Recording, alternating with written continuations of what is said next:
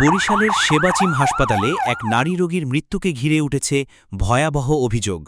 নিহত দীপালি শিকদারের পরিবারের দাবি, হাসপাতালের এক আউটসোর্সিং স্টাফ জোরপূর্বক তার মুখ থেকে অক্সিজেন মাস্ক খুলে নেয়ার পরই মৃত্যু হয় ওই রোগীর। পরিবারের ভাষ্য অনুযায়ী গত ১৩ই মে গুরুতর অসুস্থ অবস্থায় হাসপাতালে ভর্তি করা হয় দীপালি শিকদারকে। শ্বাসকষ্ট থাকায় তাকে অক্সিজেন দেওয়া হচ্ছিল। এ সময় হাসপাতালের আউটসোর্সিং স্টাফ সোহেল অক্সিজেন দেওয়ার বিনিময়ে টাকা দাবি করেন বলে অভিযোগ। পরিবারের দাবি, টাকা দিতে দেরি হওয়ায় বা অস্বীকৃতি জানানোয় তিনি রোগীর মুখ থেকে অক্সিজেন মাস্ক খুলে নেন। এরপর মাত্র ২ থেকে ৩ মিনিটের মধ্যেই ছটফট করতে করতে মারা যান দীপালি। ঘটনার দিনই হাসপাতাল পরিচালকের কাছে মৌখিক অভিযোগ করা হয়। পরে লিখিত অভিযোগ ও জবানবন্দিও দেন স্বজনরা।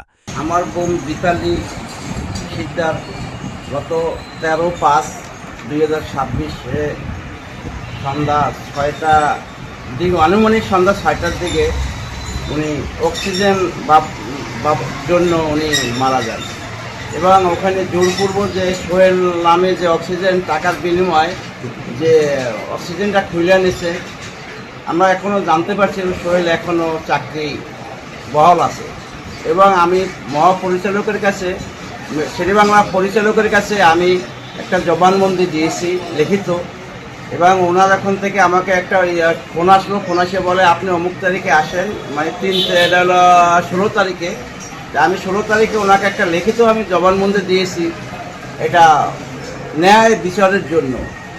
আমরা এখনও আমরা কোনো ন্যায় বিচার পাই নাই, বা আমরা এটা কি হয়েছে বা সোহেল যে চাকরিটা গেল কি গেল না বা ন্যায় বিচার হলো কি না সেটা আমরা এখনও জানতে পারি না। আমরা জানতে পারছি যে সোহেল যে একটা আউটসোর্সিং স্টাফ, তো একে বিচার করার জন্য তো ওখানে মেডিকেল পরিচালকই এনাফ, এখানে তো অন্য কোনো কিছু প্রয়োজন নেই।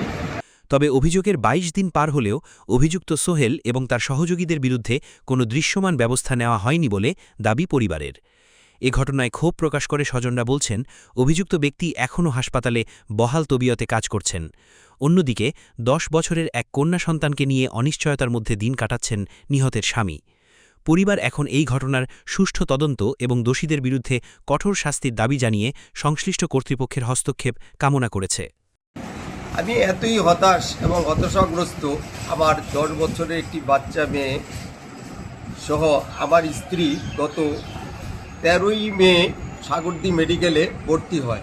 তার অক্সিজেন লাগানো ছিল, তার স্টাফ ওই অক্সিজেনটি তার মুখ থেকে খুলে নেয়।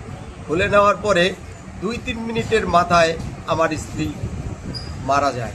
কিন্তু আমি ওই দিন অভিযোগ জানিয়েছি মহাপরিচালকের কাছে, তিনি বলেছেন লিখিত অভিযোগ দিতে। হাসপাতাল পরিচালকের কাছে অভিযোগ দেওয়ার পরে তিনি বলেছেন যে লিখিত অভিযোগ দিতে।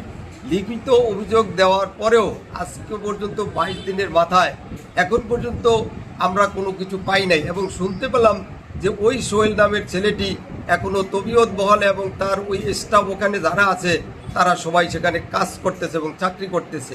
কিন্তু আমি কি কোনো এর ফল প্রতিক্রিয়া পাবো না একটা এই 10 বছরের শিশু বাচ্চার?